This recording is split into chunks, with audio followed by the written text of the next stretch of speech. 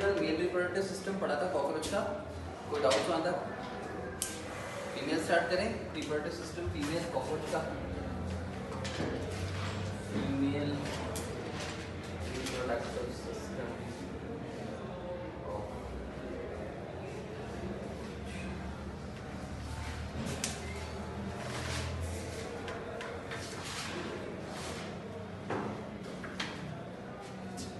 अब female reproductive system के अंदर सबसे इंपॉर्टेंट पॉइंट क्या होता है? एनल सर्काई प्रेजेंट होंगे कि absent? Present. Anal style ventrally only 7 segments are visible. The 7th segment becomes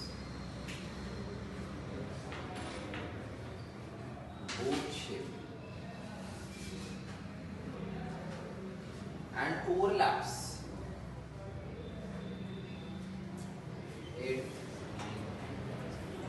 ऐसा नहीं कि सेगमेंट ही एब्सेंट है, बात यह है कि सेगमेंट प्रेजेंट है मगर उसको ओवरलैप किया गया है जिसके द्वारा 7 सेगमेंट के द्वारा। So all 10 segments are present dorsally clearly visible, all 10 segments. लेकिन जब हम उसको वेंट्रली देखेंगे नीचे से तो हमको केवल 7 सेगमेंट्स दिखाई देंगे। 8th, 9th और 10th सेगमेंट जो होता है वो ओवरलैप हो जाते हैं। बना लेते हैं इसको।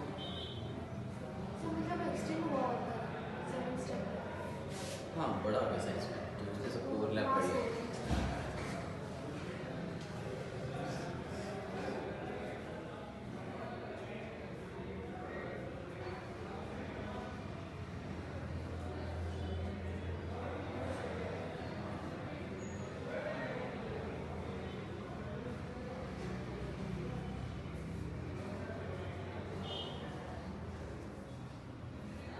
This is how we'll see all these 7 segments.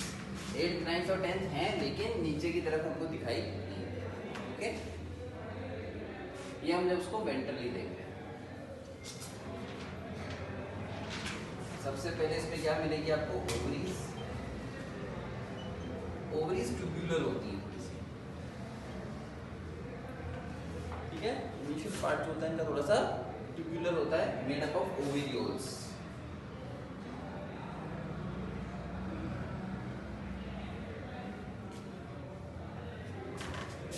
इस तरीके से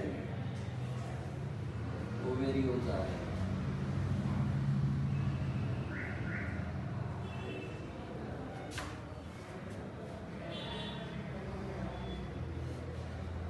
Solan part,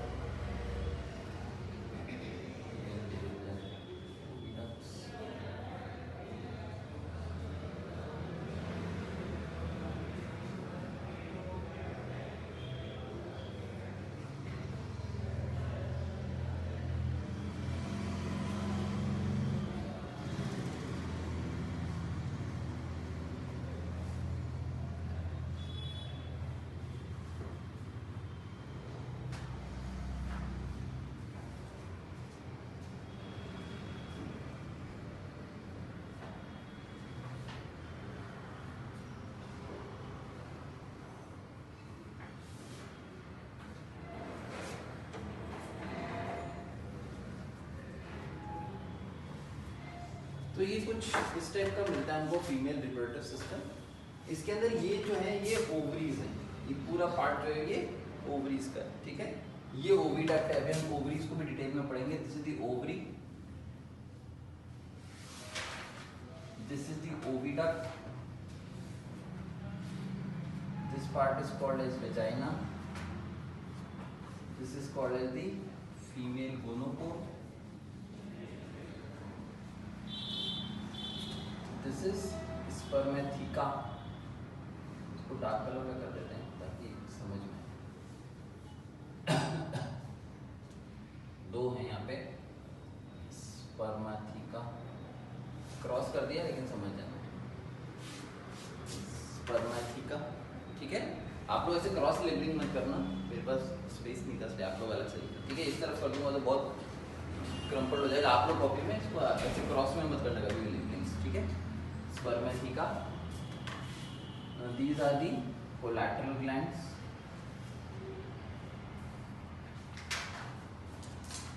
And these are the gynovolvular plates. तो अब इसको समझते हैं कि डायग्राम है कैसे, ठीक है, बाद में बनाना लिखिए टाइम। इसको पहले समझते हैं कि डायग्राम है कैसा, ठीक है। तो एक साइड से स्टार्ट करते हैं। सपोज हमने ये स्ट्रक्चर ले लिया, ये पार्ट, तो इसमें क्या है, initially what you will see is it is like this.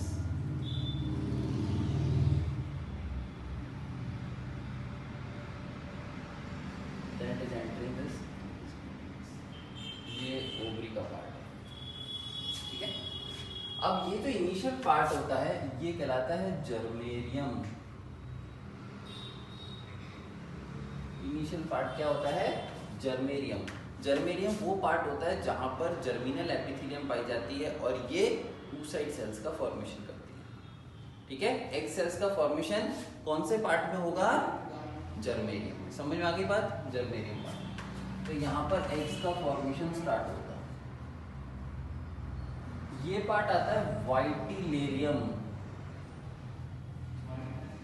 वाइटिलिन membrane क्या करती है, क्या बताया था मैंने आप लोग को, यॉक से रिलेटेड। वाइटिलिन वर्ड किससे रिलेटेड है, वाइटिलोजेनेसिस का मतलब क्या होता है, यॉक का निर्माण। अब इंसेक्ट्स के जो एग्स होते हैं वो मेगालेसिथल एग्स होते हैं, मतलब पूरे भरे हुए होते हैं यॉक से। सबसे ज्यादा यॉक मेगालेसिथल एग्स में पाया जाता है और इंसेक्ट्स के एग्स भी मेगालेसिथल होते हैं। तो अब इसको यॉक बनाना है, क्योंकि ओविपेरस ऑर्गेनिज्म अंडा तो बॉडी के बाहर निकल जाएगा डेवलप होने के लिए, तो न्यूट्रिशन कहाँ से आएगा उसके पास, तो मेगालेसिथल एग्स बॉडी के बाहर जाते हैं डेवलप होने के लिए। तो यहाँ पर वाइटिलेरियम के अंदर एग्स के अंदर यॉक सिंथेसिस होती है, ठीक है। यहाँ पर एग बनेगा और यहाँ पर उसमें यॉक आ जाएगी, तो यॉक कंटेनिंग एग्स यहाँ पे बन जाएंगे। ये पार्ट कहलाता है एग चेम्बर, ठीक है। और ये पार्ट कहलाता है फिर कंप्लीट इसका ओवरी का पार्ट, ठीक है। ये सब मिलकर के ओवरी कहलाता है। तो ओवरी ये पूरा स्ट्रक्चर है, ठीक है ना। अब यहाँ पर देखो ये भी भाई जर्मेरियम है, ये भी जर्मेरियम है, ये भी जर्मेरियम है, ये भी जर्मेरियम है, वाइटिलेरियम, ये भी वाइटिलेरियम है, ये भी वाइटिलेरियम है, ये भी वाइटिलेरियम है। फिर ये एक चैम्बर, एक चैम्बर, एक चैम्बर, ये ओवरी का आगे, ठीक है। समझ में आया, क्लियर हो गया। तो अब क्या होगा कि जब फीमेल्स को एग प्रोड्यूस करना होता है तो फीमेल्स अपने इन ओवेरियोल्स के अंदर एग्स प्रोड्यूस करती है और यहाँ पर उनमें एग का अंदर यॉक का फॉर्मेशन होता है और एग्स को लाके कहाँ पर स्टोर कर दिया जाता है, एग चेम्बर्स में, ठीक है। अब क्या होगा, जब फर्टिलाइजेशन का सीजन आता है या फर्टिलाइजेशन का टाइम आता है तो मेल कॉकरोच जो होता है वो फीमेल को फर्टिलाइज करके चला जाता है, ठीक है। अब फीमेल कॉकरोच के अंदर जो स्पर्म्स इकट्ठे किए जाते हैं, जो मेल छोड़ करके जाता है, वो कहाँ इकट्ठे किए जाते हैं, स्पर्मेथिका के अंदर। कहाँ पर, स्पर्मेथिका में। It receives sperms during copulations. दो होते हैं इसके पास, राइट और लेफ्ट, ठीक है। लेफ्ट वाला फंक्शनल होता है, राइट वाला रिड्यूस्ड है इसका, ठीक है। इसका स्पर्मेथिका में left is functional, right is reduced. दो स्पर्मेथिका में से एक काम का एक फर्जी है, ठीक है। अब इस स्पर्मेथिका के अंदर क्या करते हैं, स्पर्म्स को इकट्ठा कर लेते हैं। स्पर्म्स किस रूप में आए, स्पर्मेटोफोर्स के फॉर्म में, ठीक है। अब मेल सेपरेट हो गया। मेल जब फीमेल के अंदर स्पर्मेटोफोर्स ट्रांसफर करता है तो कहां से करता है, फीमेल गोनोपोर पे। फीमेल गोनोपोर डोर्सल साइड में ओपन होता है, ये 8th सेगमेंट। तो यहाँ पर ओवरलैपिंग हो रही है, ऊपर तो ओवरलैपिंग नहीं है ना, तो फीमेल गोनोपोर जो होता है opens on 8th tergite, opens on tergite of 8th segment. तो वहां से मेल जो है इसके अंदर क्या डाल देता है, स्पर्मेटोफोर्स। अब स्पर्मेटोफोर्स अंदर आते हैं और किसके अंदर स्टोर कर लिए जाते हैं, स्पर्मेथिका में। क्लियर हो गई बात यहाँ पे ना, मेल का रोल कंप्लीट। अब फीमेल्स क्या करती हैं, एग रिलीज करती हैं यहाँ से। जो एग्स बनाए थे ना ओविडक्ट से होते हुए कहाँ पर रिलीज होकर के आ जाते हैं, they come into the vagina part. अब वेजाइना पार्ट के अंदर एग्स आ गए और उसके ऊपर स्पर्मेथिका जो है, हालांकि यहाँ स्पर्मेथिका लगा होता है, इसका सिर्फ ढक्कन हमको दिख रहा है, पैपिला दिखाई दे रहा है, ठीक है। ये जिसको हमने मार्क किया है स्पर्मेथिका का केवल पैपिला है, पाउच है यहाँ पे स्पर्मेथिका, उस पाउच का केवल हमको ढक्कन दिखाई दे रहा है। तो उसके अंदर से मेल गैमीट्स बाहर आने शुरू होते हैं और वेजाइना से क्या गिरता है, फीमेल गैमीट। दोनों आ गए आमने सामने।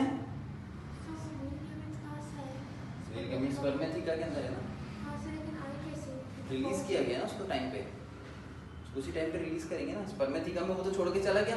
अब फीमेल क्या करती है, स्पर्मेथिका को ओपन करती है और उसके अंदर से मेल गैमीट्स बाहर आएंगे।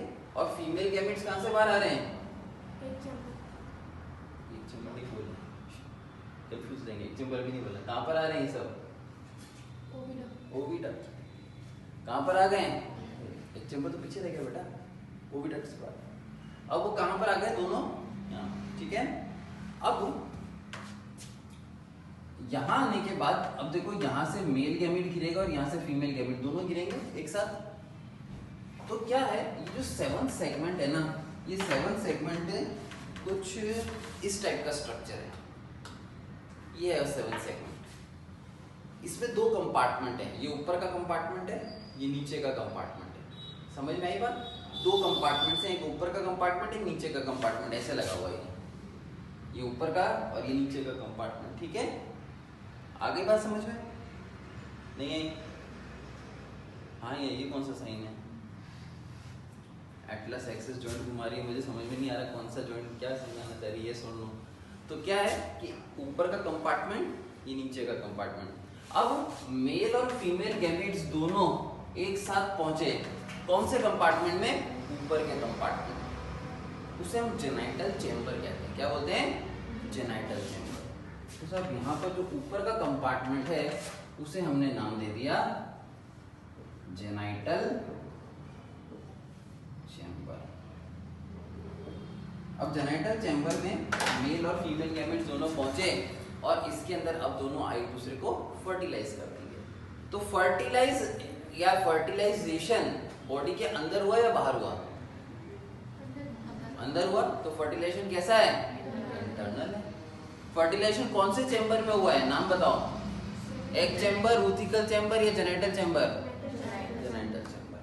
अब जेनाइटल चेंबर के अंदर फर्टिलाइजेशन हो गई ऊपर ही, ठीक है। अब ये सारा का सारा फर्टिलाइज्ड एग्स जो हैं ये नीचे के चेंबर में गिरते हैं, ठीक है। बेटा बुक में समझ में नहीं आएगा, वो कहीं पे भी उसका 2 डायमेंशनल ओरिएंटेशन ही दिया हुआ, तो है ही नहीं, आपको समझना पड़ेगा। ये ऊपर का चेंबर था, यहाँ फर्टिलाइजेशन हो गई, अब नीचे के चेंबर के अंदर फर्टिलाइज्ड एग्स आके गिर रहे हैं। इस चेंबर का नाम क्या है, ऊथिकल चेंबर। क्या नाम है इसका, ऊथिकल चेंबर। तो जब ऊपर से एग्स नीचे के कंपार्टमेंट में आके गिर रहे होते हैं उस टाइम पर ये कोलैटरल ग्लैंड्स अपने सिक्रीशन इसमें गिरा देते हैं। तो अब फर्टिलाइज्ड एग के ऊपर किसका सिक्रीशन आ गया, कोलैटरल ग्लैंड्स का, ठीक है। कोलैटरल ग्लैंड्स के साथ भी कहानी है। कोलैटरल ग्लैंड्स में जो लेफ्ट वाला कोलैटरल ग्लैंड होता है ये साइज में बड़ा होता है और राइट वाला साइड में थोड़ा सा छोटा होता है। दोनों की सिक्रीशंस भी अलग अलग प्रकार के होते हैं, लेकिन क्या है वो हमारे कोर्स में नहीं है। सिर्फ इतना है कि इनके सिक्रीशंस अब उन फर्टिलाइज्ड एग्स के ऊपर आकर के गिर जाते हैं। क्लियर होगी बात।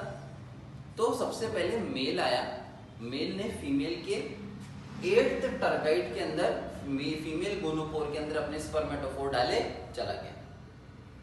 क्लियर होगी बात, कोई प्रॉब्लम यहाँ पे। उसके बाद में मेल चला गया, उसने डिपॉजिट क्या किया स्पर्मेटोफोर। उस स्पर्मेटोफोर फीमेल ने कौन से चेंबर, कौन सी जगह पर स्टोर करके रखे, उस चीज का नाम क्या है, स्पर्मेथिका। कहाँ पे, जोर से बोलो, स्पर्मेथिका में स्टोर करके रख लिया। अब फीमेल की बारी आई। अब फीमेल ने क्या रिलीज किए, एग्स। फीमेल ने क्या रिलीज कर दिए, एग्स। जब फीमेल ने एग्स रिलीज किए तो एग्स यहां पर पहुंचे हैं।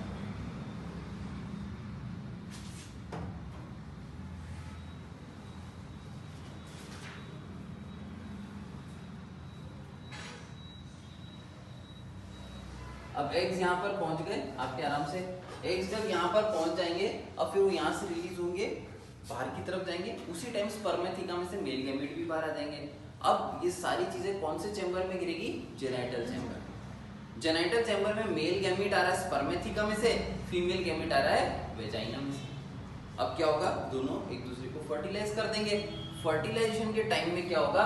कोलैटरल ग्लैंड्स भी अपना सिक्रीशन जो है उस टाइम पर यहाँ पर डाल देंगे। अब कोलैटरल ग्लैंड्स ने भी अपना सिक्रीशन डाल दिया किसके अंदर? जेनाइटल चैम्बर में। तो अब जेनाइटल चैम्बर के अंदर प्रॉब्लम क्या है? एक फर्टिलाइज्ड एग्स है, उसके ऊपर कोलैटरल ग्लैंड के सिक्रीशन है। कोई प्रॉब्लम इसमें? अब ये सारा का सारा सामान ऊपर वाले चेंबर से गिर के किस चेंबर में चला जाएगा? नीचे के चेंबर में। और नीचे के चेंबर का नाम होता है ऊथिकल चेंबर। नीचे के चेंबर का क्या नाम है? ऊथिकल चेंबर।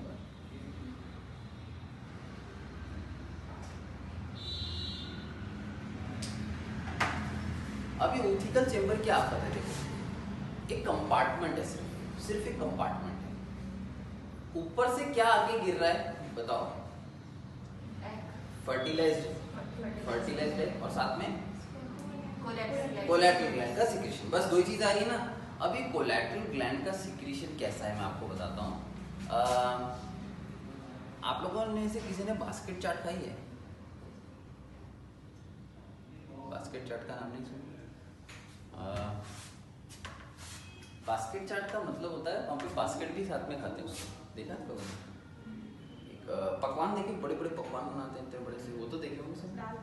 हाँ, बड़े बड़े बनते साइज में, फ्लैट से, ठीक है। या फिर वो ड्राई फ्रूट्स की टोकरी तो देखिए, देते ना, एक बड़ी सी ट्रे बनी होती है केन की, या वो मटेरियल होता है ना अलग सा, उसकी बनी हुई होती है, उसके अंदर ड्राई फ्रूट्स रखते हैं और उसके ऊपर कोई अच्छा सा पेपर या फिर कोई पर्टिकुलर क्लॉथ टाइप सजा करके गिफ्ट फॉर्म में देते हैं। ये तो देखा होगा सबने। वैसा ही एक, अच्छा ये सब छोड़ो, चिड़िया का घोंसला तो देखा होगा। अब वो ना बोला सर मैंने वो वीवर बर्ड वाला है, नॉर्मल वाला, एक नॉर्मल नेस्ट तो सबने देखा है ना? सबने देखा है कैसा होता है? ऐसे होते हैं, इसी टाइप का शेप लिए हुए होता है ना, बस वैसा ही घोंसले जैसा ऊथिका होता है। ऊथिका क्या है? ये वो कोलैटरल ग्लैंड का जो सिक्रीशन था ना, वो ड्राई हो गया, ड्राई होके सूख गया तो उसने एक ऐसी बास्केट जैसी स्ट्रक्चर डेवलप कर ली।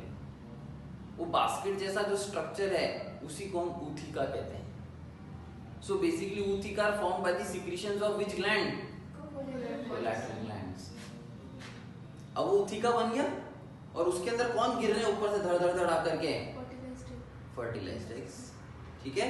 तो बर्ड के नेस्ट के अंदर ऊपर से अंडे आके गिर गए, वैसे ही समझो कि ऊथिका के अंदर ऊपर से फर्टिलाइज्ड एग्स आके करके गिर गए। Is it clear till here? समझ में आ गई बात? लेकिन अब क्या होता है कि ऊथिकल चेंबर में से ऊथिका बाहर निकालना है आपको। ऊथिका बॉडी के बाहर निकालना है, क्योंकि तो ओविपेरस ऑर्गेनिज्म है। ये तो अपने अंडे कहीं किसी गड्ढे में, दरार में, पत्थरों के नीचे किसी छोटी मोटी जगह पर छुपा करके आ जाते हैं। वो अपने आप डेवलप होते हैं, अपने आप कॉकरोच वॉकरोच बनते हैं, इनको इससे कोई मतलब नहीं है ना। तो ये अब उसको एग्स बाहर ले डाउन करने हैं भाई, इसको वो ऊथिका बॉडी के बाहर निकालना है। तो जब ये ऊथिका बॉडी के बाहर आता है तब एक और मैकेनिज्म देखा जाता है, ठीक है। सपोज आपके पास एप्पल्स की फैक्ट्री है, मतलब बनाते नहीं एप्पल्स को मार्केट में परचेज करके पैकेजिंग करके और फिर बाजार में सेल आउट किया जाता है। देखा ना ये प्रोसेस, तो देखा होगा आपने। तो इस किसकी फैक्ट्री आपके पास? नहीं कि सर एप्पल कैसे बनाएंगे हम, एप्पल तो बाजार से खरीद के लानी है आपको, ठीक है। लेकिन आपने क्या किया, बाजार में गए, डीलर्स से मिले, आपने अच्छी क्वालिटी के एप्पल सेलेक्ट किए, उन पे स्टिकर लगाया, ठीक है, और फिर बॉक्सेस तैयार किए। अब बॉक्सेस में क्या किया आपने, एक बॉक्स के अंदर 4 एप्पल्स रखे अच्छे से, बढ़िया सी पैकेजिंग करी और मार्केट में बेच दिया। ये तो होता है, मार्केट में आते हैं एप्पल्स ऐसे बॉक्सेस में भी, ठीक है। लेकिन ये तब तक पॉसिबल है जब तक आप छोटी स्केल पे काम कर रहे हो। अब आपके पास ऑर्डर है करीब एक दिन में 2 से 5 लाख बॉक्सेस तैयार करने का। एक जना बैठ के एक एप्पल डालेगा क्या? It is not possible. तो आपको क्या चाहिए कि मशीनरी। तो मशीन क्या करेगी, बॉक्सेस अपने आप तैयार करेगी। अब मशीन को ये कैसे सिखाया जाए कि हर खड्डे में एक ही एप्पल डालनी है तेरे को। तो उन्होंने क्या किया, सारे एप्पल्स को इधर रख दिया और उसको एक कन्वेयर बेल्ट पर आगे चलाने लगे। एप्पल्स सारे उसके अंदर गिरते गए, आगे जाके पैसेज एकदम पतला होते इतना पतला हो गया कि अब उस पूरे पैसेज में से एक टाइम में एक ही एप्पल जा सकता है। होगा तो आपने तो 200 एप्पल डाल दिए, लेकिन अब आगे जाते जाते बेल्ट इतना पतला हो गया कि उसके ऊपर केवल एक ही एप्पल जा सकता है। अब क्या हो रहा है, वो बेल्ट चलता जा रहा है, एक एक एप्पल अब आगे बढ़ता जा रहा है और बॉक्सेस में टक टक टक टक टक टक टक टक अरेंज होता चला जा रहा है। कंसेप्ट समझ में आया? सिंपल सा है पैसेज ये, है ना? तो आपने क्या किया, खूब सारे एप्पल्स को इकट्ठा कर दिया और इतना पतला कर दिया कि एक टाइम में अब 2 एप्पल एक साथ आ ही नहीं सकते, तो ओवरलैपिंग का तो प्रॉब्लम ही नहीं है क्या? ओवरलैपिंग का प्रॉब्लम कि सर एक साथ 2 आ गए तो आएंगे कैसे? एक में एक ही आएगा। समझ में आई बात? क्यों? क्योंकि आपने उसका साइज ही इतना कर दिया कि वहां से एक बार में एक ही एप्पल पास हो।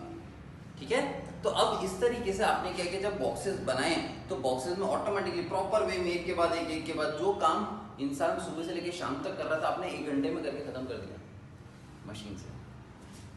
तो हो गया। आपने असल में किया क्या है, आपने सिर्फ उन एप्पल्स को अरेंज किया है ना।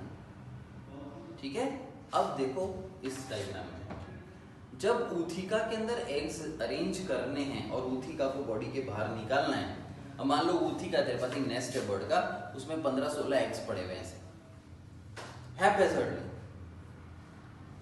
अब आपने क्या किया, उसको यहां से पास करने की कोशिश की।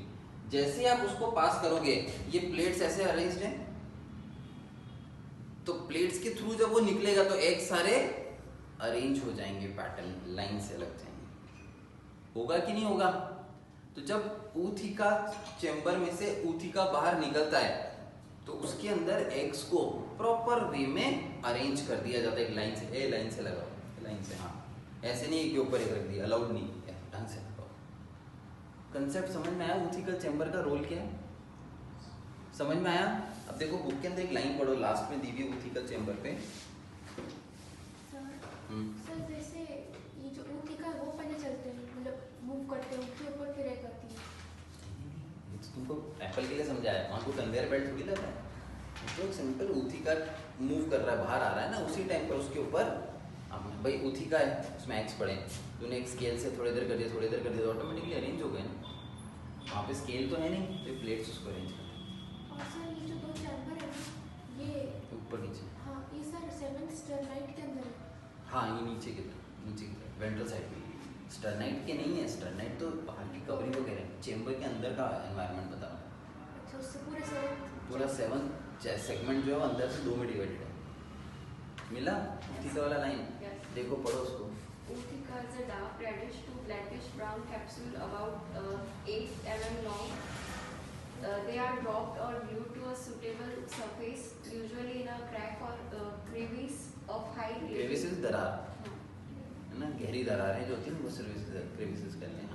of high relative humidity near a food source. On an average, female produce 9 to 10 Utica, each containing 14 to 16 eggs. ठीक है, हम 10 और 15 याद रखते हैं, इजी हो जाता है कि 10 ऊथिका बनाएगी करीब करीब, और हर एक के अंदर 15 एग्स लगे होंगे। समझ में आ गई बात? लिखा हुआ है ना इस तरीके से। ऊथिका के अंदर एग्स का अरेंजमेंट एकदम सिमेट्रिकल दिखाई दे रहा है। क्यों दिखाई दे रहा है? Because of the presence of these plates. ठीक है, अब जब मेल फीमेल से कॉपुलेट करने के लिए आता है तो उसके जो फेलोमियर्स होते हैं वो बेसिकली इन प्लेट्स को सेपरेट करते हैं और इसी के अंदर सूडोपेनिस को अटैच किया जाता है। अपन ने पढ़ा था ना, लेफ्ट फेलोमियर के अंदर सूडोपेनिस होती है, तो सूडोपेनिस इन्हीं के अंदर अटैच किया जाता है और उसके बाद वो डॉर्सल साइड पर आता है और इसके अंदर मेल गैमेट्स को डिपॉजिट करता है। तो इनका एक सिग्निफिकेंस वहां पर भी होता है जो मैंने नहीं पढ़ाया क्योंकि इतना डिटेल में आपके कोर्स में नहीं है। तो बेसिकली ओविपोजिटर प्लेट्स का यहाँ पर रोल क्या है? They helps to arrange the eggs into the ootheca. ठीक है, लिखें इसके बारे में थोड़ा सा, लिखो female reproductive system, female reproductive system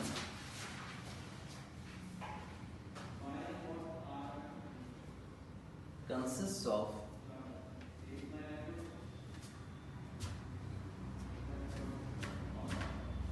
a pair of ovaries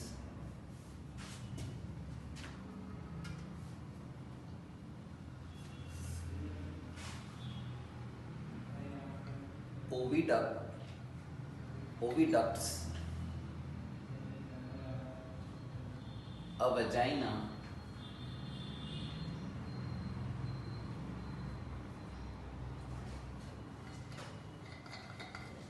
female gonobore,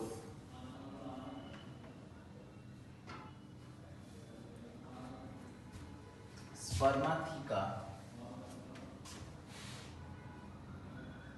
right and left, collateral glands, right and left,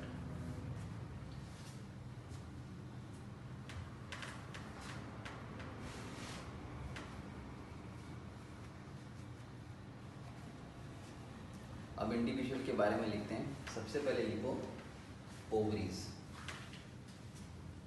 sir ovaries के बारे में हमने क्या लिखा था? अब लिखो नहीं सर मतलब pair of ovaries. and 10 to 16 ovaries. नहीं मैंने कुछ नहीं लिखा, अब लिखूंगा अब ओवरी तो अब लिखूंगा मैं। हेडिंग डाल दी ओवरी सब में, लिखो ovary. A pair of ovary are present, a pair of ovary are present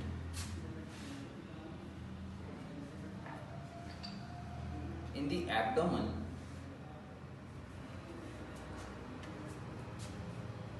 extending from the second segment up to the sixth segment। तो सेकेंड से सिक्स्थ सेगमेंट तक एक्सटेंड करती हैं ovaries.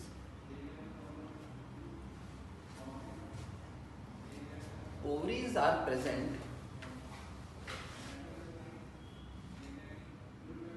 in the form of tubular ovarioles.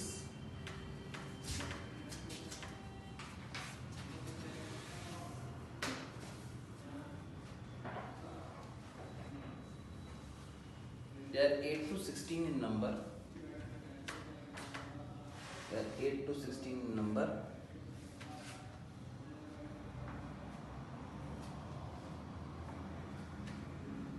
The initial part of ovarioles is germarium. Initial part of ovarioles is germarium.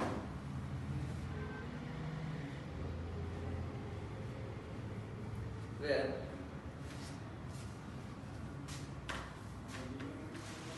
the formation of eggs is seen। Germarium word कहाँ से है? Germinal epithelium होगी उसके पास, तभी तो eggs बना रही है। ठीक है, formation of eggs is seen. The second part is vitellarium. Second part is वाइटिलेरियम।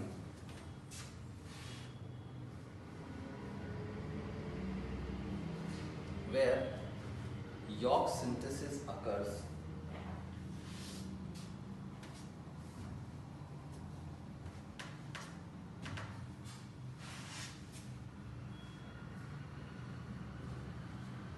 And the third part is egg chamber, where eggs are stored। Third part is egg chamber, where eggs are stored।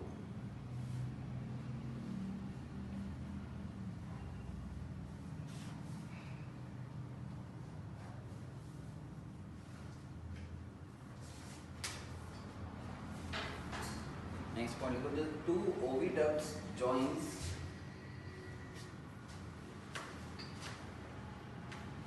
and opens into vagina।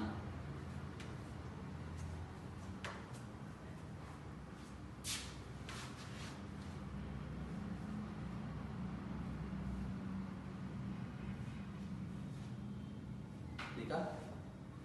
अब next देखो, the spermatheca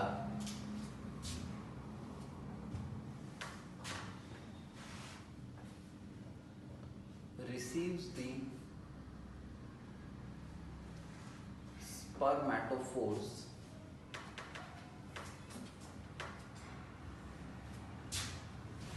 during copulation।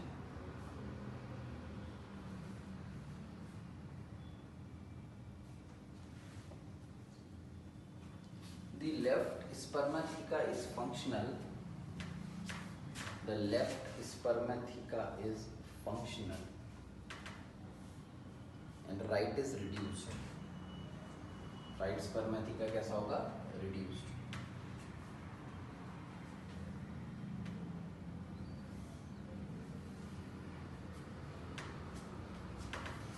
The female gonopore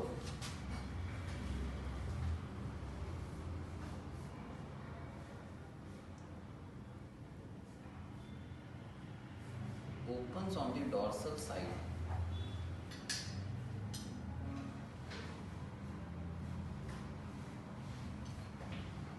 on the tergite of the 8th segment. On the tergite of the 8th segment.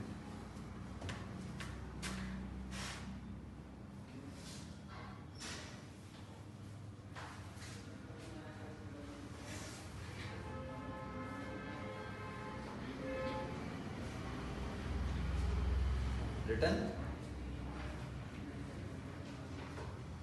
उसके बाद देखो the left and the right collateral glands. The left and the right collateral glands differs in size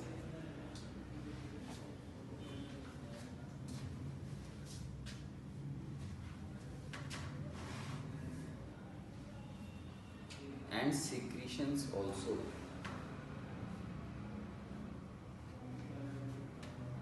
इसमें left वाला है जो size में बड़ा होता है, left collateral gland is large, left collateral gland is large.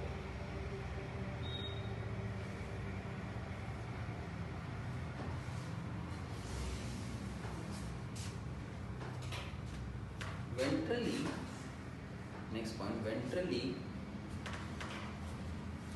the 7th segment becomes boat shaped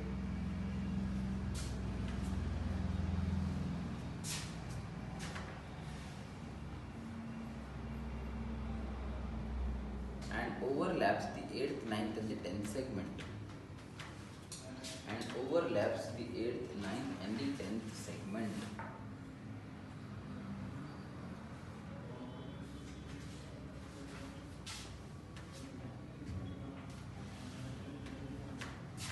The upper part is the genital chamber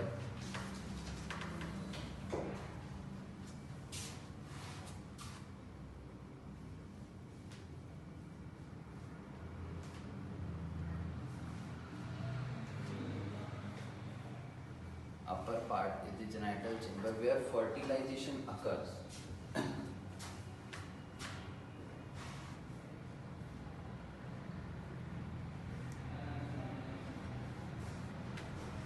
And the lower part is the oothecal chamber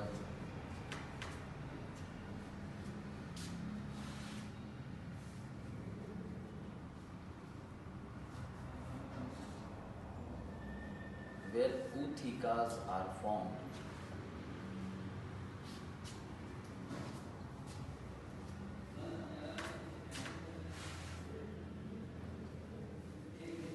ठीक है, अब लिखो during copulation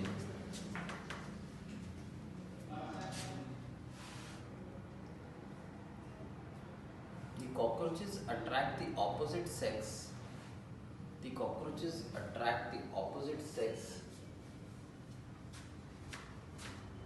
by releasing pheromones. By releasing pheromones. P-H-E-R, है ना? Phero, R-O-M-O-N-E-S. Releasing pheromones. They are volatile hormones secreted outside the body. Volatile hormones secreted outside the body.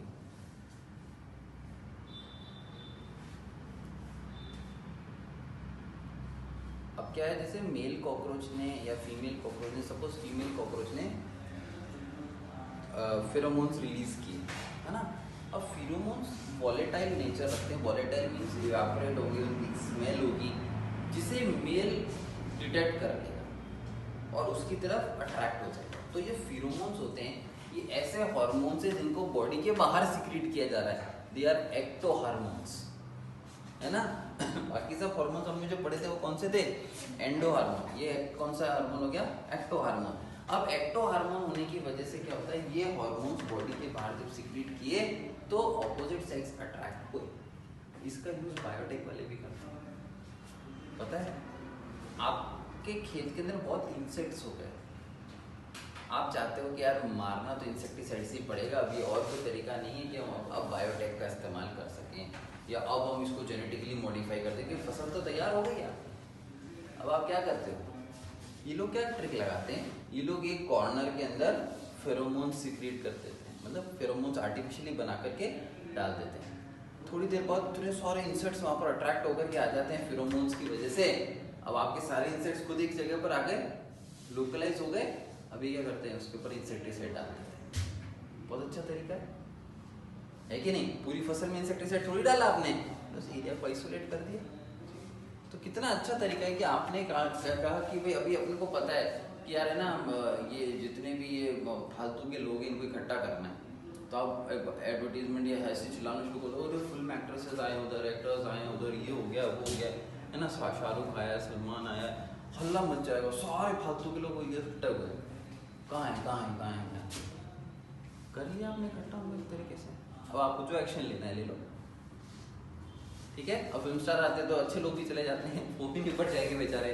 तो ये समझ में आया, फेरोमोन्स स्पेसिफिकली उन चीज़ों को टारगेट करते हैं जिनके लिए वो बनाए गए, ठीक है। अब पता चला यहाँ पे इंसेक्ट का फेरोमोन डाला, उधर एलिफेंट अट्रैक्ट होकर आ जाए, ऐसा तो हो नहीं सकता, they are not made for such animals, ठीक है। तो ये फेरोमोन्स की स्पेसिफिसिटी को इंपॉर्टेंस मिलती है, ठीक है। अपन ने कहा फालतू के लोग, पहले मेरे को भी इंटरेस्ट है, मैं भी देख रहा, सलमान खान आ रहा, मैं भी देखने जा रहा था, मेरी भी पिटाई हो गई वक्त पे, हो गए क्यों, क्योंकि फालतू लोग के साथ मैं भी पिट गया। लेकिन स्पेसिफिक होता, टारगेटेड होता तो मैं जाता। तो फेरोमोन्स की स्पेसिफिसिटी समझ में आई कितनी है। तो ये चीज क्लियर होगी। तो मेल या फीमेल्स एक्टो हार्मोन सीक्रेट करते हैं, इसकी वजह से ऑपोजिट सेक्स अट्रैक्ट होता है, ठीक है। अब क्या होगा, लिखो, the mails with the help of their, point wise लिखते जाना, with the help of their phelomeres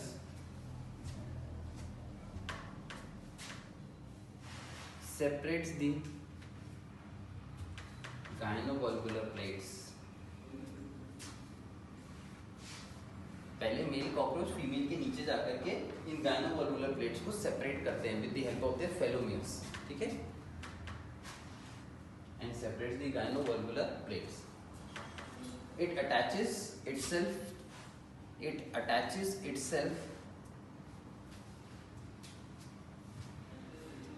through pseudopenis,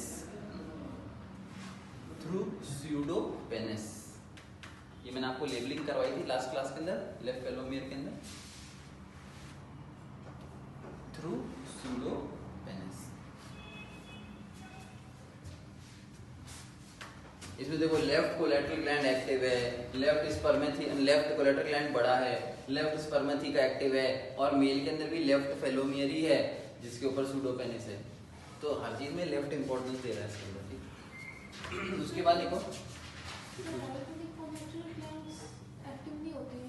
होती है ना, सिक्रीशन अलग है उसमें। मैं कह रहा हूँ लेफ्ट साइज में बड़ा है। क्वेश्चन आ गया, which of the collateral gland is larger in size, left या राइट, कैसे याद रहेगा? अभी तो याद है, 2 महीने बाद याद रहेगा लेफ्ट राइट था। तो एक चीज है यार, इसमें हर चीज लेफ्ट फेलोमियर या लेफ्ट फेलोमियर पे होता है, वही लेफ्ट कोलेटरल ग्लैंड है, वही लेफ्ट स्पर्मेथिका है, हर चीज लेफ्ट पे चल रही है ना। इससे कई बार चीजें याद आ जाती है, इंटरलिंकिंग न्यूरॉन्स बनाया है फालतू, तो जुड़ते रहते हैं ना, तो चीज याद आ जाती है, रिकलेक्ट कर लेते हो फटाफट से।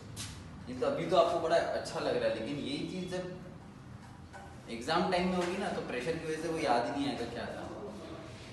अब उसके बाद देखो, now the mails turn and comes on the dorsal side, males turn and come on the dorsal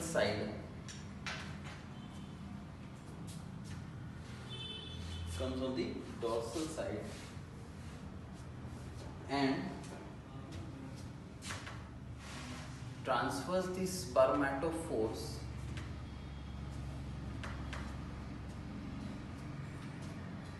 into the spermatheca.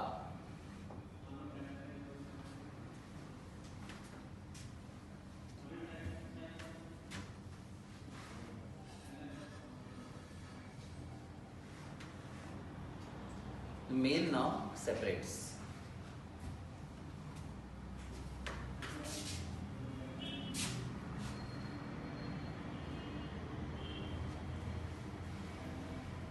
आप में से बहुत सारे बच्चे ऐसे रहे होंगे जो कोरोना टाइम्स के अंदर ही 11th करी होगी जिन्होंने, रहा ना? कोई भी नहीं है ऐसा। 11th के टाइम में वो फेज चल रहा था जब कोरोना आ गया था और मीन्स स्कूल्स वगैरह रेगुलर लग नहीं रहे थे, एग्जाम्स भी हो गए थे हैं 12th में। कई बच्चों के 11th में भी ऐसा हो गया। तो 11th के टाइम में ना एक जब कॉकरोच के ऊपर क्वेश्चन आता था ना, तो क्या होता है कि टीचर्स बच्चों को 11th के अंदर ना कैसे ट्रैक करते, पता है परेशान कैसे होते थे बच्चे? टीचर्स उनको ना क्वेश्चन देते थे reproductive system of cockroach explain करने के। अब सोचो 11th का बच्चा रिप्रोडक्टिव सिस्टम ऑफ कॉकरोच को डिटेल में नहीं पढ़ता है, और कॉकरोच के रिप्रोडक्टिव सिस्टम पर ही क्वेश्चन देते थे, वो लेंथी क्वेश्चन फुल, ठीक है। और प्लांट क्लासिफिकेशन में से पता है क्वेश्चन क्या देते थे? Life cycle of angiosperm. जब आपको पता है एंजियोस्पर्म 12th में सेकंड चैप्टर है, उसके पूरा एंजियोस्पर्म का लाइफ साइकिल वहाँ पड़ेगा बेचारा, फिर आप लाइफ, और 11 में से उसका इंट्रोडक्शन एक डायग्राम बना हुआ पेज पर, वो भी समझ में आता नहीं है जब तक कि आप पूरा उसको डिटेल में 12th की तरह ना पढ़ो तो वो लाइफ साइकिल ऑफ एंजियोस्पर्म टिका देता। अरे टेरिडोफाइट की दे दो, ब्रायोफाइट की दे दो बेचारे को, नहीं हम एंजियोस्पर्म का देंगे।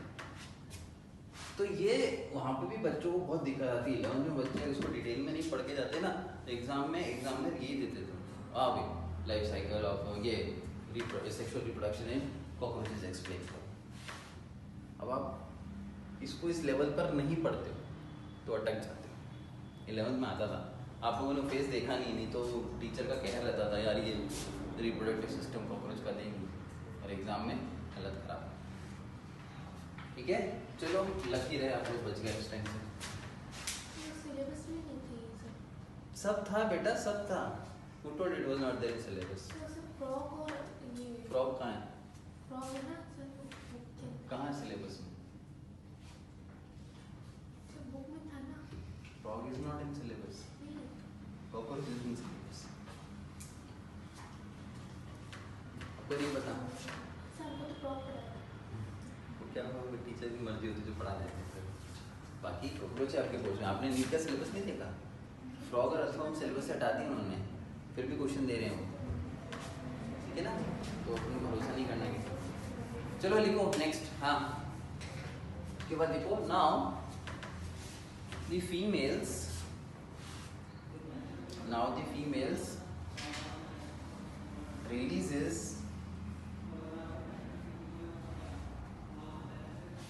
the egg cells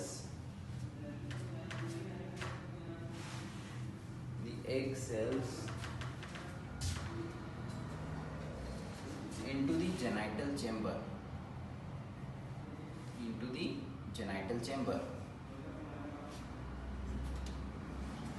the male gametes from the spermatheca। अब वो मेम्ब्रेन वगैरह स्पर्मेटोफोर वाली डिसॉल्व हो जाएगी, अब सिर्फ मेल गैमीट्स रिलीज होंगे स्पर्मेथिका से। The male gametes from the spermatheca are also released inside the genital chamber.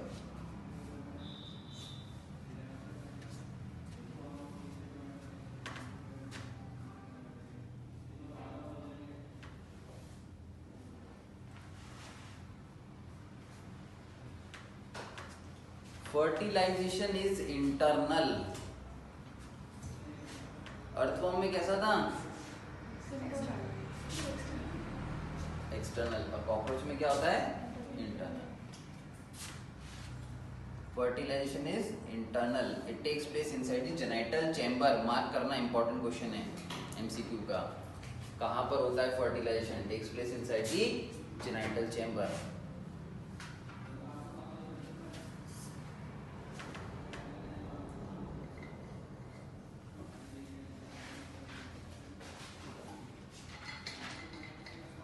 Now the collateral glands Now the collateral glands also secretes their secretions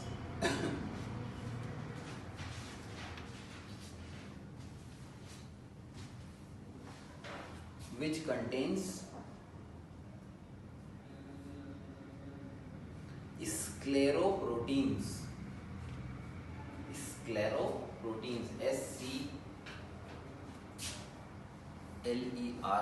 scleroproteins. They dries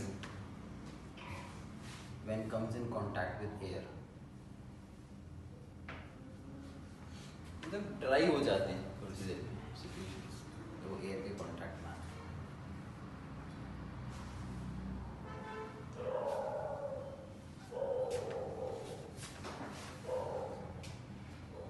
अब bracket में एक point लिखो. The left collateral gland is larger.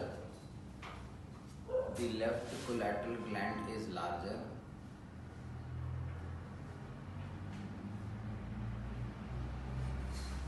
And both the collateral glands produce different secretions. Both the collateral glands produce different secretions.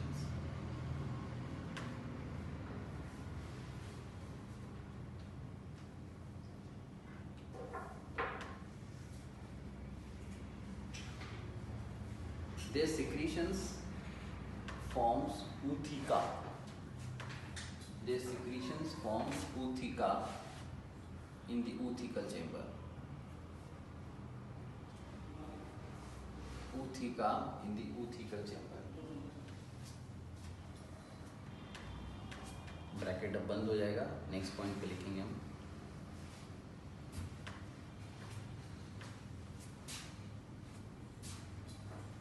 The fertilized eggs are laid down in oothecal chambers. In ootheca. The fertilized eggs are laid down in ootheca.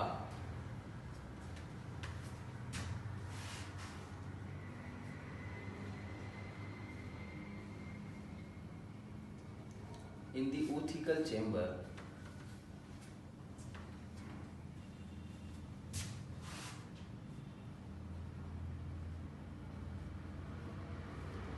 When these oothecas are released,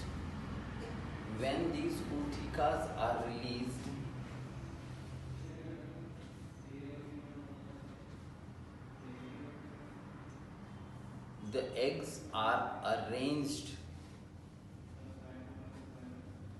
in a symmetrical pattern. एक proper arrangement मिल रहा है. ठीक है, कोई design shape नहीं बन रहा है, बस अरेंज प्रॉपरली हो रहे हैं. एक के ऊपर एक, गुच्छे में से एसिमेट्रिकली नहीं, arrange in a symmetrical pattern. A female releases 8 to 10 ootheca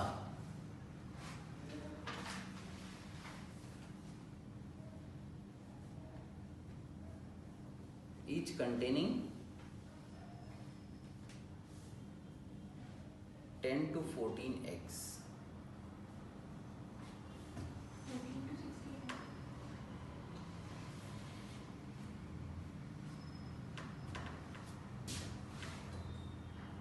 ठीक है, तो हमने क्या फिगर याद करे? 10 और 15.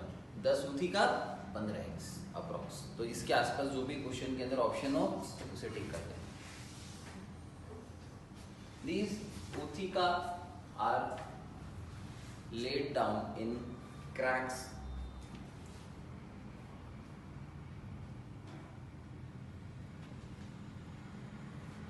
crevices, crevices, crevices, और between the stones, छोटे छोटे पत्थरों के बीच में.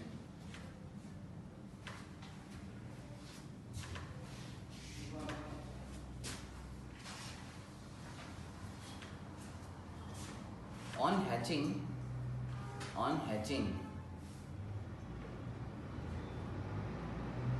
the young ones comes out of the egg.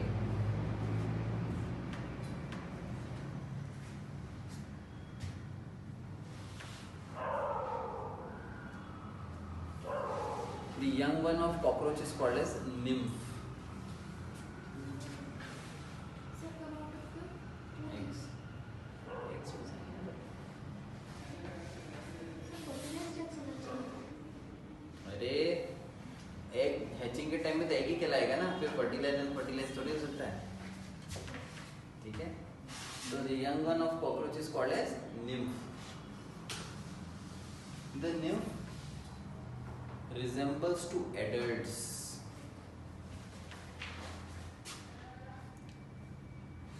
Nymph resembles to adults, except they are light in color and wingless. Except they are light in color, मतलब उनका colour dark brown की जगह light colour के होते हैं, and wingless, उनके पास पंख नहीं पाए जाते। nymph undergoes moltings. Nymph undergoes moltings to form adult. To form adult. Bracket में लिख दो 13 टाइम्स। कितनी बार वो मोल्टिंग करता है? Around 13 times. डेवलपमेंट पैरामोटोबस।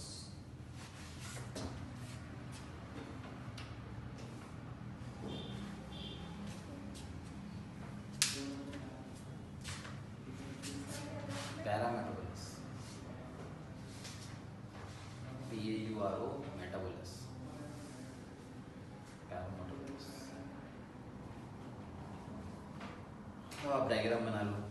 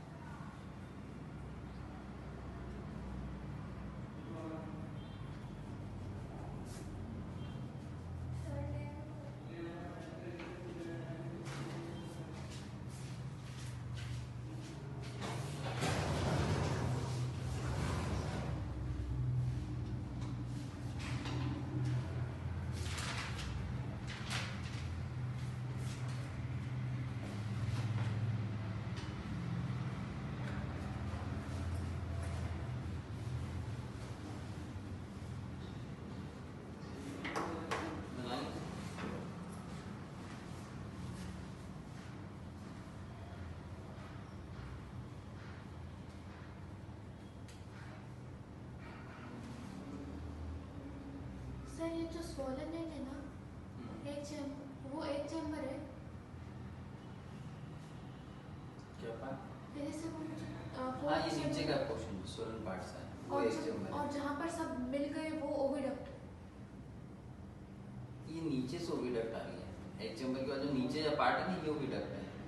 मतलब एक चैम्बर में सारे फ्यूज हो गए। हाँ, फ्यूज नहीं होते हैं, पड़े रहते हैं लाइन से। मतलब वो मिल गए ऐसे, वो सब एक सब chamber- ओविडक्ट उसमें इकट्ठा उसके कर बाद दिया। ऐसे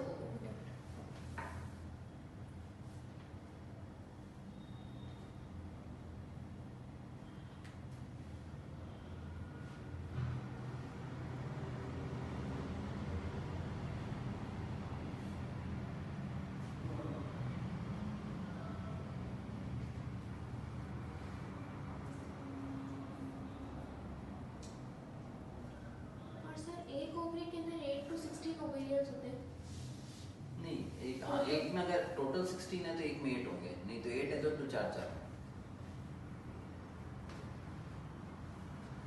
हम 8 to 16 टोटल पॉलिनोमियल्स है। तो ये ऑपरेशन थोड़ी है।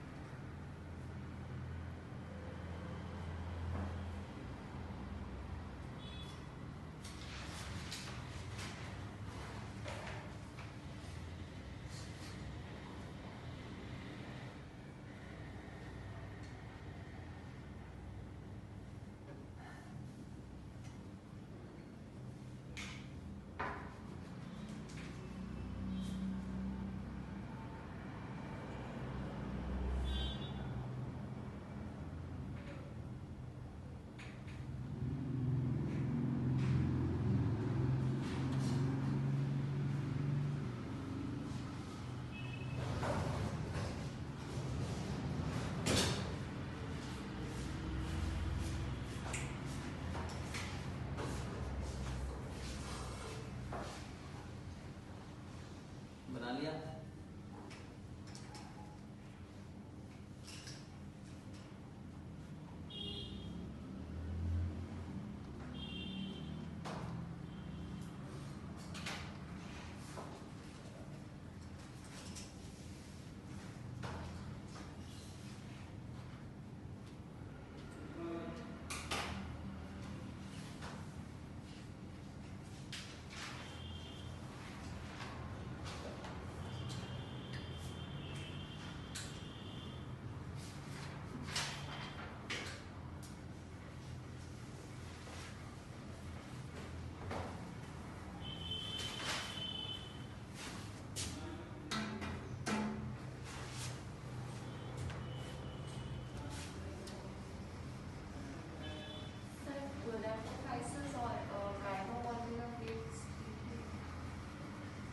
बुक के अंदर एक ही बनाएंगे।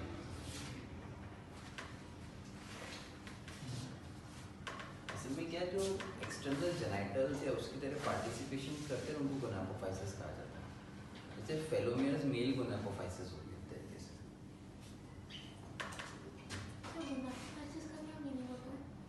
क्या ना, जैसे जो एक्सटर्नल स्ट्रक्चर्स हैं, जो काइटिनस स्ट्रक्चर्स हैं, जो कॉपुलेशन के दौरान मदद कर रहे हैं इसके अंदर, वो बेसिकली गोनापोफिसिस। जैसे मेल्स में फेलोमियर्स हैं, वो गोनापोफिसिस हैं।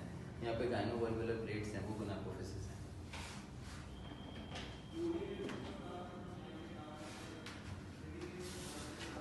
हो गया? ये बचा है। सब बस ले लो थोड़ा सा।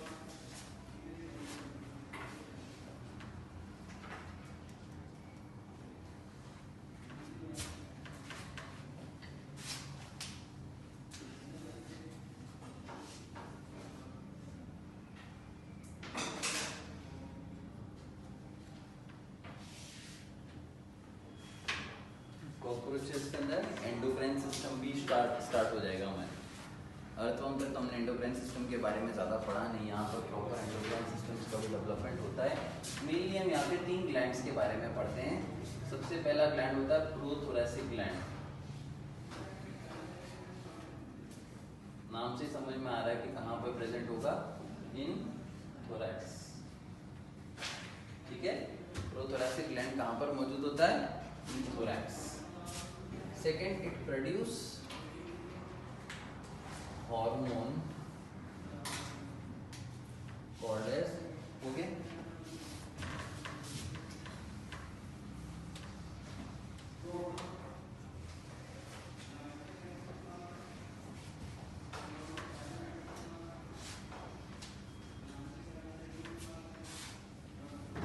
Called as ecdysone. ठीक है, बेसिकली स्टीरॉयड बेस्ड हार्मोन है। और क्या है ये, एक्डाइसोन। एक्डाइसोन हार्मोन क्या करता है, it helps in moulting helps in ecdysis या फिर मोल्टिंग लिखा हुआ जाए या फिर मेटामॉर्फोसिस लिखा हुआ जाए।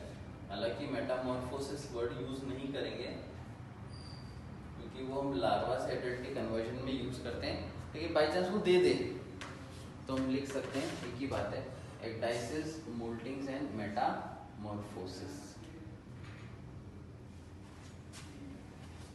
प्रोथोरेसिक ग्लैंड, सेकंड ग्लैंड जो हम पढ़ते हैं that is corpora एलिफा।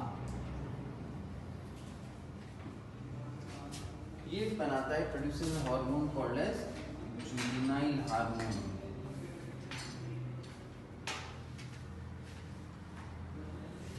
Delays maturity. ऐसा नहीं कि भाई 13 टाइम्स मोल्टिंग करनी तो 15 दिन में 13 बार मोल्टिंग करके एडल्ट बन गया। इट डिलेज द मैच्योरिटी, ठीक है, कि कब कब उसकी जुवेनाइल स्टेज खत्म होगी, कब अगली मोल्टिंग होगी, फिर कब खत्म होगी, कब खत्म होगी, कैसे, फिर कब वो कम्प्लीटली एक एडल्ट में कन्वर्ट हो जाएगा। और थर्ड इज कॉर्पोरा कार्डिका।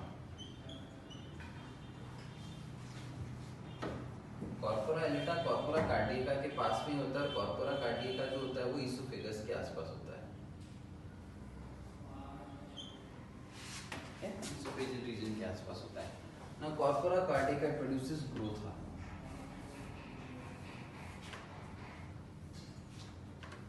ये बेसिकली हमको याद है।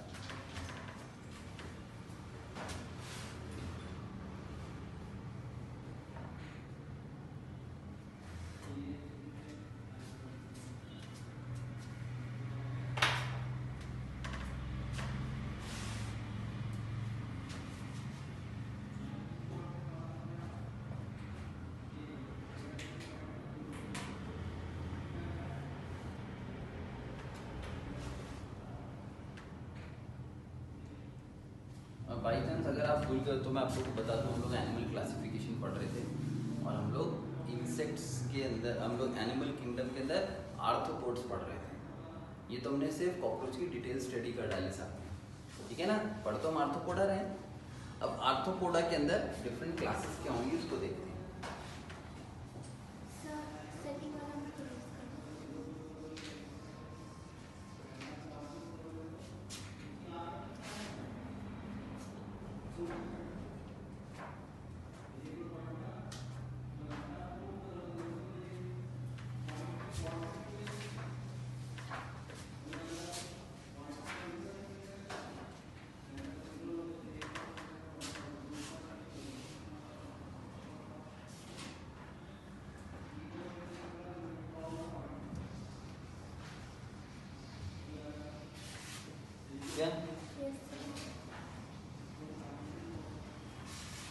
अब हम अगर क्लासिफिकेशन देख रहे हैं तो हमें क्लासेस भी पढ़नी पड़ेंगी किसकी, है ना। अच्छा, एक क्वेश्चन का जवाब दो पहले।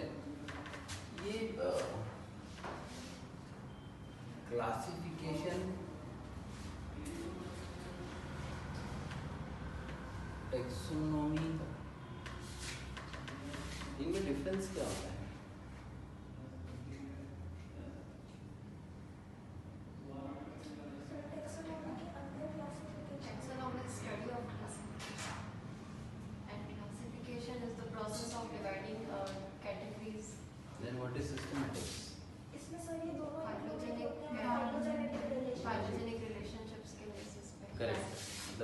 पढ़ रही है, very good, very good, correct बताया बिल्कुल आप लोगों ने। Classification, you just classify organisms on the basis of some observing characters के बेसिस पर, ठीक है। It is based on observing characters.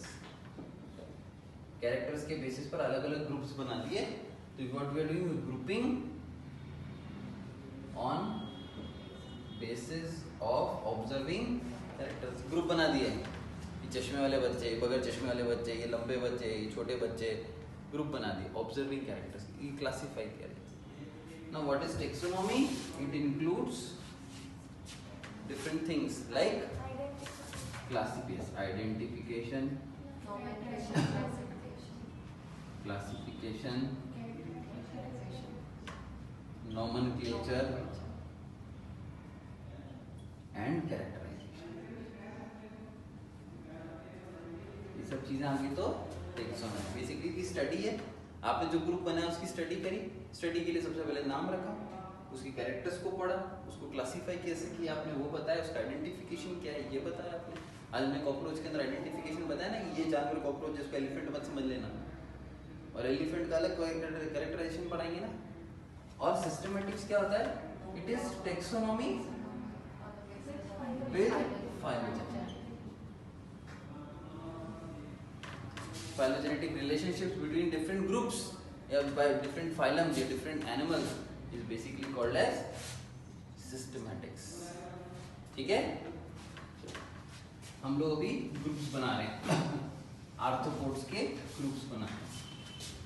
ये सब एनसीईआरटी में लिखा है, तो रीड करना है फर्स्ट चैप्टर। अब आर्थ्रोपोड्स को जब क्लासिफाई किया गया तो बेसिकली हमारे पास 3 ग्रुप्स बनते हैं। हम डिटेल क्लासिफिकेशन में अब किसी के भी क्लासेस ग्रुप्स ऐसे डिटेल नहीं पढ़ेंगे, सिर्फ शॉर्ट में पढ़ेंगे, काम की चीज़ें हर क्लास को नहीं पढ़ा जाएगा, ठीक है ना। वो आती है इसमें ट्राइलोबिटा, इस पर क्वेश्चन आता है इसलिए पढ़ा रहा हूँ। Chelicerata and third is मैंडिबुलेटा।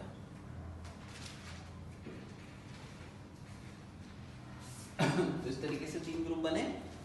ट्राइलोबिट्स are the most primitive arthropods, ये क्वेश्चन आता है।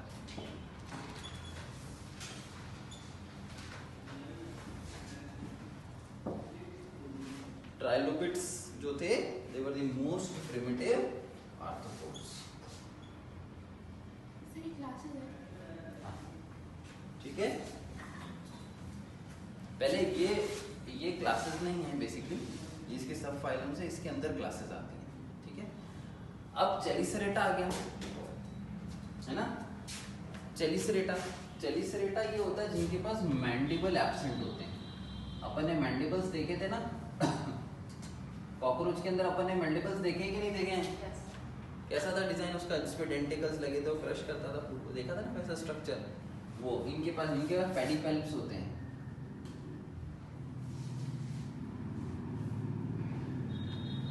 ग्रुप बनता है चेलिसेरेटा। और तीसरा होता है मैंडिबुलेटा, इनके पास क्या पाए जाते हैं, मैंडिबल्स आर प्रेजेंट।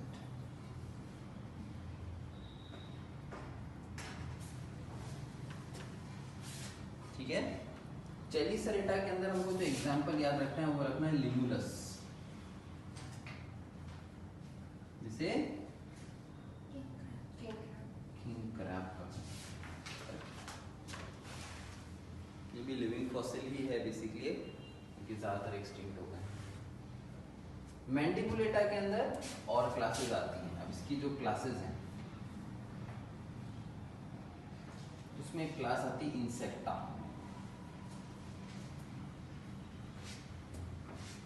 इसमें एक क्लास आती है इंसेक्टा, और इस इंसेक्टा के अंदर हमने एग्जाम्पल पढ़ा था कॉकरोच।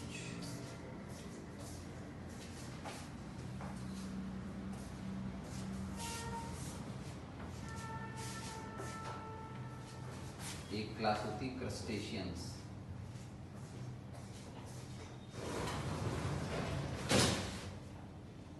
ठीक है। एक क्लास हो गई क्रस्टेशियंस, एक हो गया इंसेक्टा, एक हो गई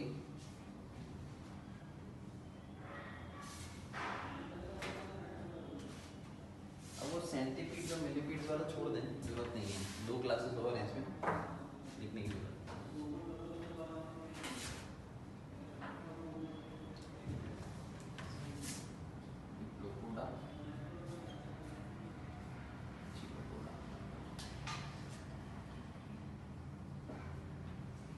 इसमें मिलीपीड आते हैं,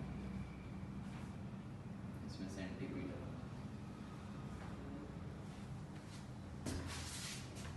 क्रस्टेशियन का एग्जांपल प्रॉन्स,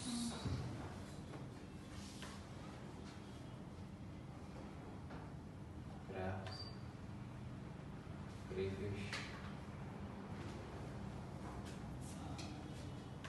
क्रस्टेशियंस में बेसिकली क्या होता है, ऊपर की तरफ एक ना अलग से कवरिंग बन जाती है, मेंटल लाइक कवरिंग बन जाती है, जो उसको हार्ड शेल की तरह ऊपर से बनती है।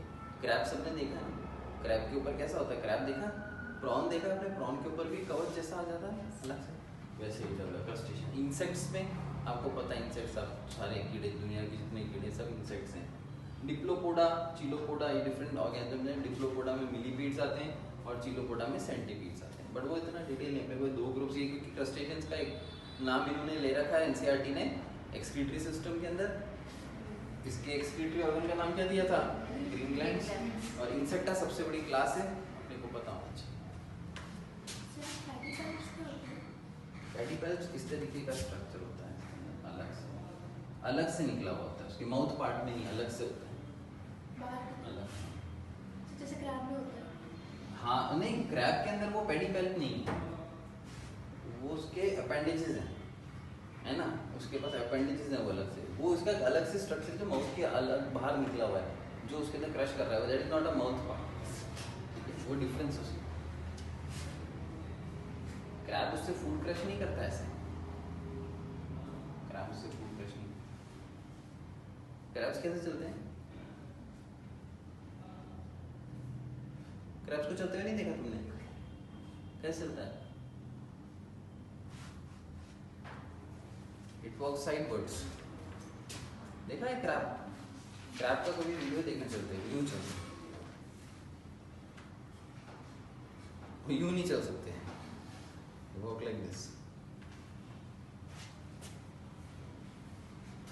अब एक इकोनॉमिक इंपॉर्टेंस, इसमें से जो क्वेश्चन पढ़ाना था वो ट्राइलोबिट्स और लिमुलस पढ़ाना था, इसलिए इसकी क्लास पढ़ाई, बाकी नहीं पढ़ाता मैं, छोड़ देता।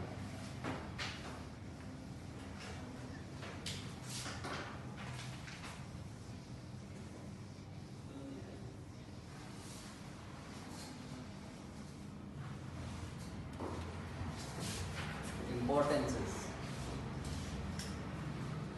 सबसे पहला पॉलिनेटर्स, सेकंड इंपॉर्टेंस फैक्टर्स, है कि नहीं, कितने सारे प्लांट्स के अंदर पॉलिनेशंस की तरह कौन काम करते हैं, इंसेक्ट्स, और दूसरी तरफ कितनी सारी बीमारियों का एक कारण है, इसलिए क्या बन गए, फैक्टर्स। ठीक है, कुछ डिजीजेस बताओ जो इससे होती हो, मलेरिया, फाइलेरिया और चिकनगुनिया, ठीक है, पर वो तो वायरल, हाँ ठीक है, चलो और बोलो, प्लेग, रेड प्लेग ऐसा होता है ना, और जो पढ़ाया है उसमें से बताओ,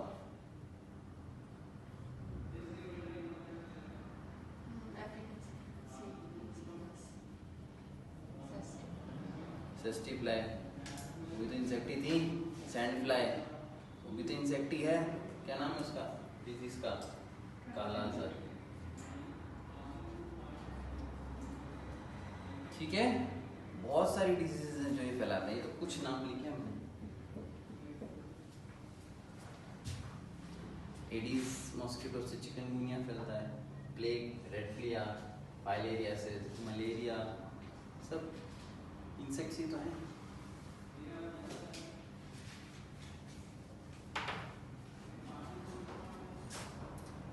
एक बहुत ओल्ड कॉन्सेप्ट है और सबसे बढ़िया कॉन्सेप्ट है आज की तारीख में भी, you should always boil water and then drink it.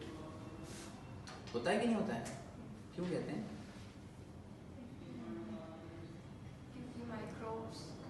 Micro organisms खत्म हो जाते हैं उसमें, इंसेक्ट्स, पैरासाइट्स, जो भी उनके मतलब लार्वल स्टेजेस वगैरह होते हैं सब डिस्ट्रॉय हो जाते हैं।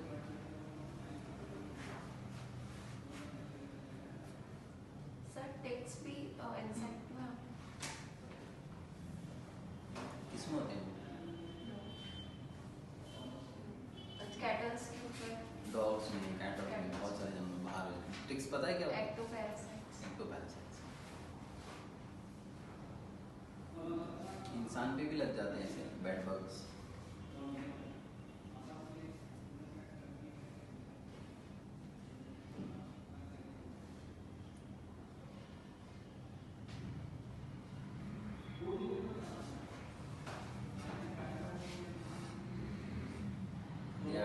डेंजर्स टू कल्टीवेशंस, क्रॉप्स वगैरह कल्टीवेशंस को डिस्ट्रॉय कर देते हैं, है ना?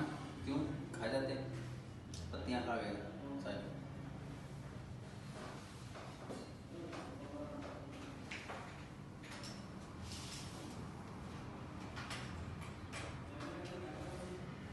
एक बार NCERT देख लो, कोई चीज़ नहीं समझ में आती।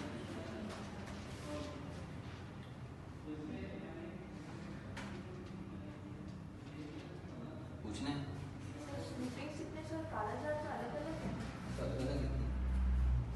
Sleeping sicknesses Gambian fever caused by trypanosoma, vector cystic काला jar is leishmaniasis caused by leishmania pneumoniae, vector scent line.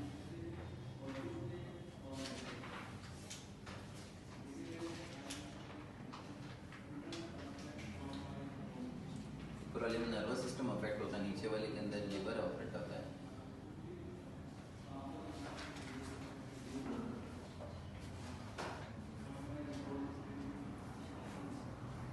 Example वगैरह सब देखिए।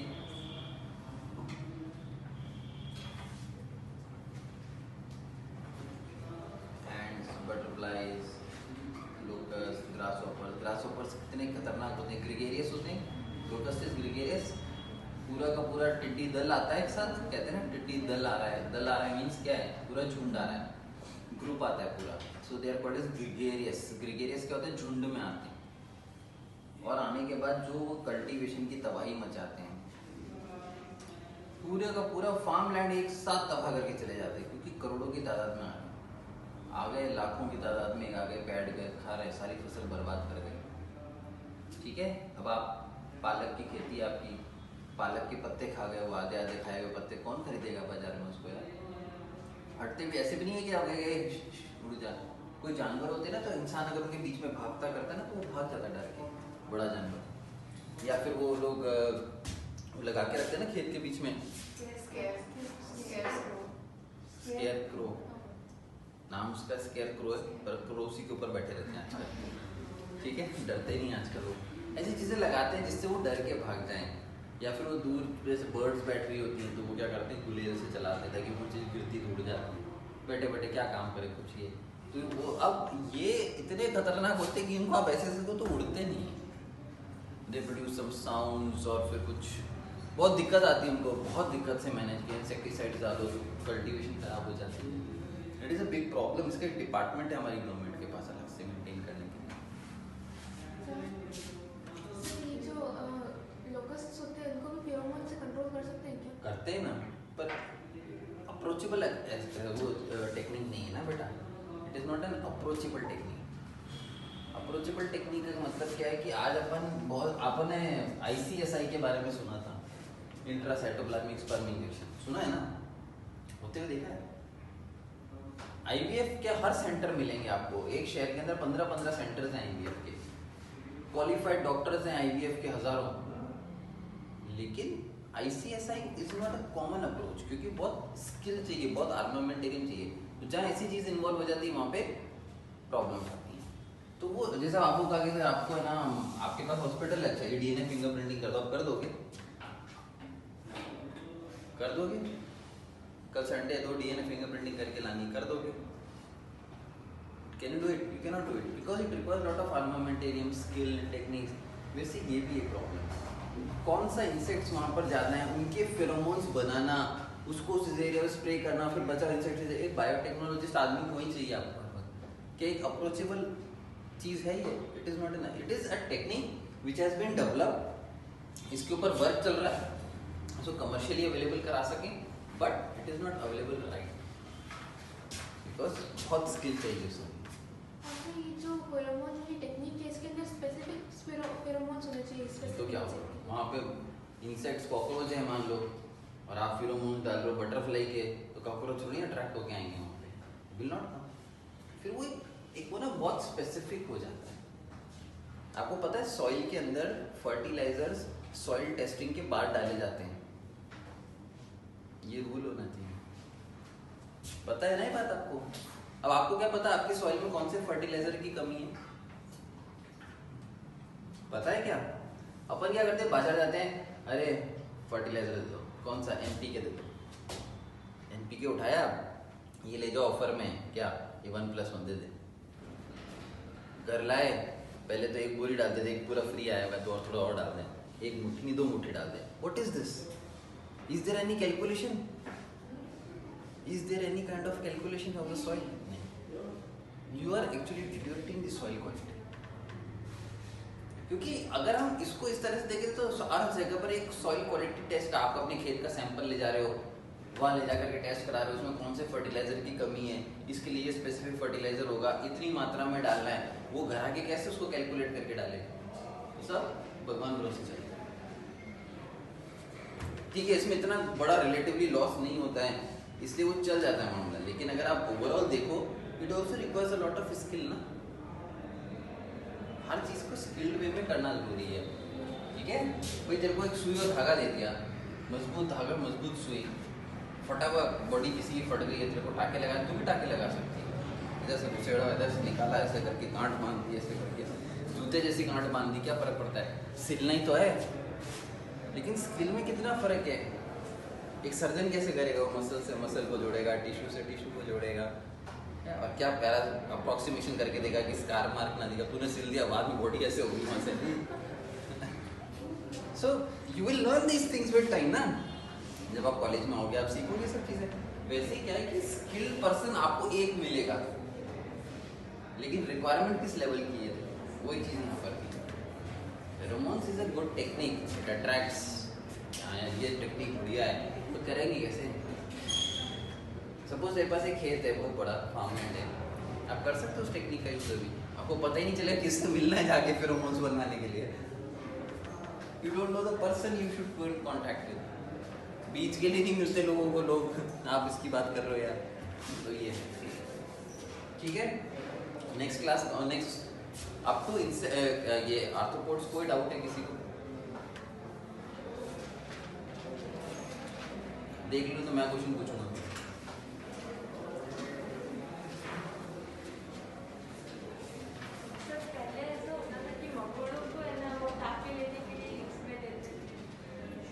पहले कितना पहले? मतलब बहुत पहले।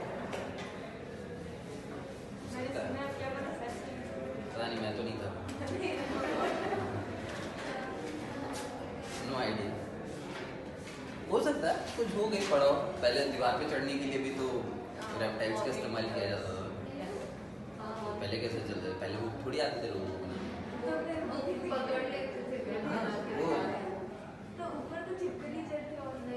लिजर्ड्स होते हैं रेप्टाइल, मॉनिटर लिजर्ड्स। तो पहले तो ऐसे ही होता था काम। हाँ, मॉनिटर लिजर्ड फेंकते थे, ट्रेंड होते थे, वो कहीं नहीं जाते थे, उसको आप बोलो से छोड़ दो ऊपर। इंडिया में ही यूज होते हैं सबसे ज़्यादा। हाँ, क्यों नहीं मिलते हैं, उतने बड़े नहीं चाहिए आपको, पर काफ़ी बड़े बड़े मिलते हैं यहाँ।